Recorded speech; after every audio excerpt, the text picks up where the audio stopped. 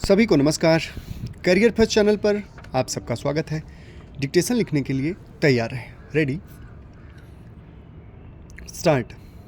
सर्वोच्च न्यायालय ने एक बार फिर महिला सशक्तिकरण का पक्ष लेते हुए महिलाओं को देश का सबसे बड़ा अल्पसंख्यक समूह बताया है, तो आश्चर्य नहीं, गौर करने की बात है कि कुल आबादी का लगभग 48% महिलाएं हैं, पर देश की मुख्य धारा में उनकी हिस्सेदारी बहुत कम है। बताते चलें कि सुप्रीम कोर्ट में एक याचिका दाखिल करके यह सवाल किया गया है कि संसद और राज्य विधानसभाओं में 33% महिला आरक्षण लागू करने में देरी क्यों हो रही है। इस याचिका पर न्यायालय ने केंद्र सरकार से जवाब तलब किया है। वैसे आरक्षण के लिए कानून पारित हो चुका है और उसे लागू करने की जिम्मेदारी कार्यपालिका पर है।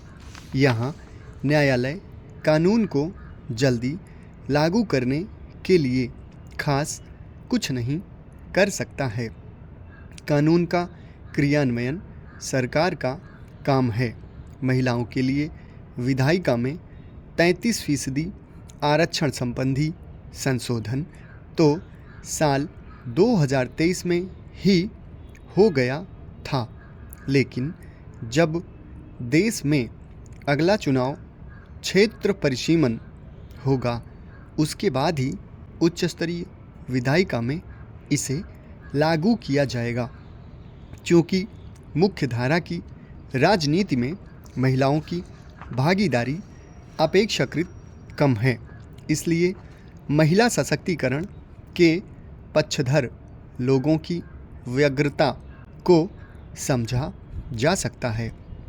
सर्वोच्च न्यायालय ने यह भी पूछा है कि आरक्षण के बिना महिलाओं को टिकट क्यों नहीं दिए जा सकते हैं। दुखद है कि संसद में महिलाओं का प्रतिनिधित्व घट रहा है। सदन में 33% महिला भागीदारी बहुत दूर की बात है।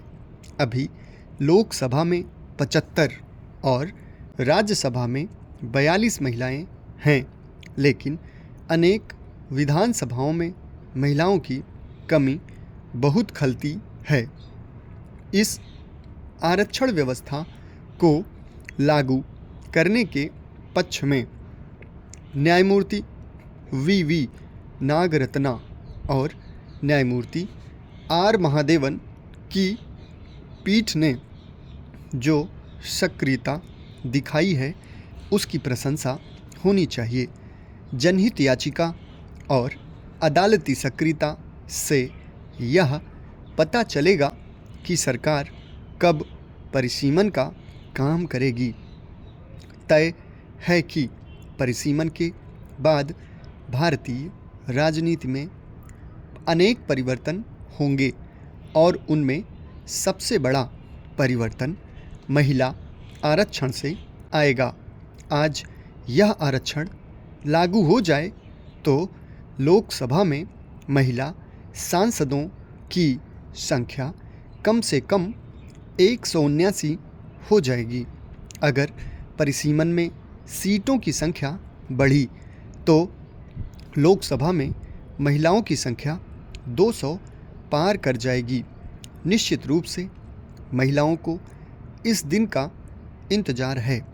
सामान्य राजनीतिक समझ रखने वाला कोई भी व्यक्ति समझ सकता है कि मुख्यधारा राजनीति में महिलाओं की भागीदारी स्वयं बढ़ाने के प्रति राजनीतिक दल सजग नहीं हैं।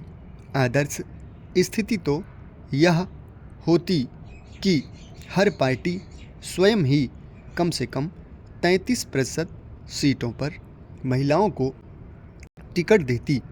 ऐसे में अलग से महिला आरक्षण के लिए किसी पार्टी को कानूनन पाबंद करने की ज़रूरत नहीं पड़ती। समाप्त। धन्यवाद।